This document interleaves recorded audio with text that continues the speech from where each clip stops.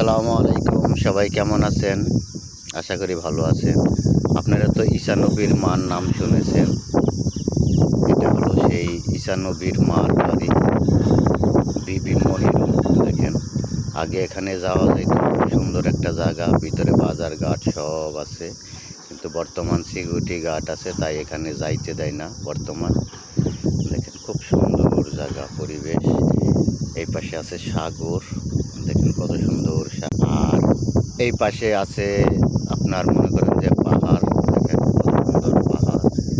এই পাহাড়ের উপরে খুব সুন্দর গ্রাম আছে।